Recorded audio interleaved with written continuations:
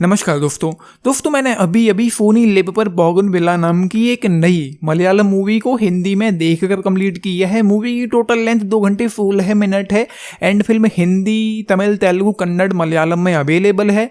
And सीधा आता हूँ मैं प्लॉट पर। एंड चीज़ें यहाँ पर इस मूवी में यूँ होती हैं, जो लिखा हुआ है विकिपीडिया पर वो मैं आप लोगों को बताने की कोशिश करता हूँ।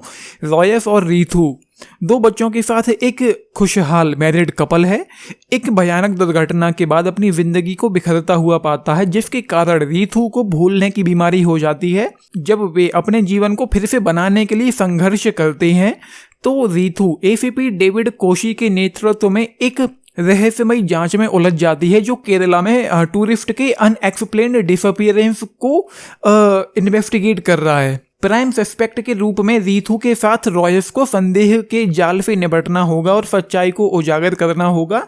साथ ही साथ अपनी पत्नी को उसकी खोई हुई यादों से वापस पाने में मदद करनी होगी। ये मूवी एक नॉवेल पर बेस्ड है जो 2019 में पब्लिश हुआ था। एंड इस मूवी में शुरुआत में एक ट्विस्ट निकल के आया जो उन दोनों के बच्चों को लेकर था। जो रॉयस जो किरदार है वो फहद फासिल के कैरेक्टर को बताता है अपने बच्चों के बारे में, वो मेरे लिए काफ़ी ज़्यादा सरप्राइजिंग था। एंड उसके बाद एक सीन आता है इस मूवी में जब जो रॉयस है वो अपने वाइफ के लिए घर में सीसीटीवी इंस्टॉल करवाता है। एंड उसके बाद जो वो किरदार है, जो हस्बैंड है, जो रॉयस है, वो मुझे सडनली थोड़ा सस्पिशियस फील होने लग गया था कि कुछ तो अजीब है इस किरदार में, कुछ तो बात है। एंड जब आगे चल कर की जो चीज़ें रिवील होती हैं वो मेरे लिए बिल्कुल भी सरप्राइजिंग नहीं था। एंड मूवी की जो टोटल लेंथ है थोड़ी बहुत इंगेजिंग, इंटरेस्टिंग लगती है शुरुआत में, लेकिन एक वक्त आता है, क्योंकि मूवी ड्रामा है, कुछ भी बहुत खास होता नहीं है। एक वक्त आता है धीरे धीरे जब हम चीज़ों से डिस्कनेक्ट होने लग जाते हैं एंड उतना मज़ा नहीं आता है। एंड कहीं ना कहीं मूवी बोर भी करती है। एंड जो सबसे बड़ा सस्पेंस था इस मूवी का, जो एंड में जाकर के निकलता है, वो समझ में आ गया था कि ये किरदार, जैसा कि मैंने कहा, मुझे लग रहा था, डाउट हो रहा था कि ये किरदार कुछ तो सस्पिशियस है, डाउटफुल है। एंड जब अंत में जो चीज़ें निकली वो बिल्कुल भी सरप्राइजिंग नहीं थी। लेकिन हाँ, एक जो सरप्राइज निकल के आया था, एस्थर इमैनुअल करके जो निकल के आया था, जो पुलिस वाला है, वो एंड में बताता है सब कुछ निपट जाने के बाद एस्थर इमैनुअल के बारे में जो भी चीज़ें होती हैं, वो मेरे लिए काफ़ी ज़्यादा सरप्राइजिंग था। चीज़ें यूँ थी, वैसे तो ये स्पॉइलर नहीं है लेकिन मैं संभाल कर बताने की कोशिश करता हूँ। एक विक्टिम जिसको किडनैप किया गया, वो अकेली ऐसी विक्टिम थी जो उस किडनैपर से जिंदा बच करके निकल गई उस एक्सीडेंट की वजह से, जैसे कि फहद फासिल का कैरेक्टर जो है वो बताता है मूवी के एंड में।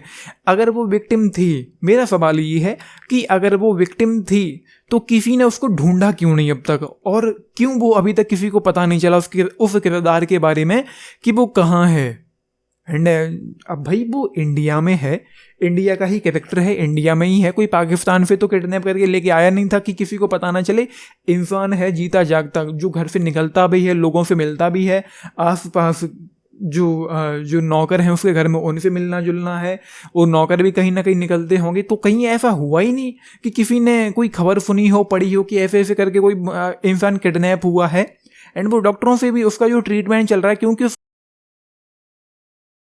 तो किसी को पता ही नहीं चला कि मतलब यार कोई इंसान है जो किडनैप हुआ है। एंड ये कैसे मुमकिन है भाई, वो इंसान है, कोई बिल्ली नहीं है, कोई कुत्ता नहीं है कि कोई भी उठा ले, गायब कर दे और किसी को पता ही नहीं चले। तो ये जो सबसे बड़ा एक लूज पॉइंट मुझे लगा है इस मूवी में, वो यही था।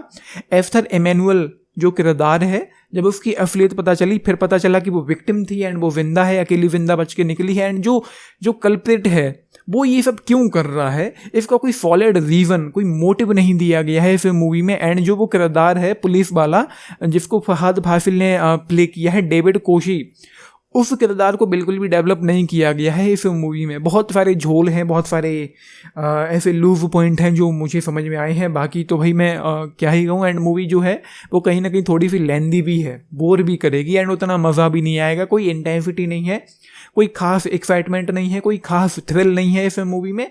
लेकिन कुछ कुछ जो चीज़ें थी, जो ट्विस्ट एंड टर्न्स थे, वो मेरे लिए थोड़े से सरप्राइजिंग रहे थे।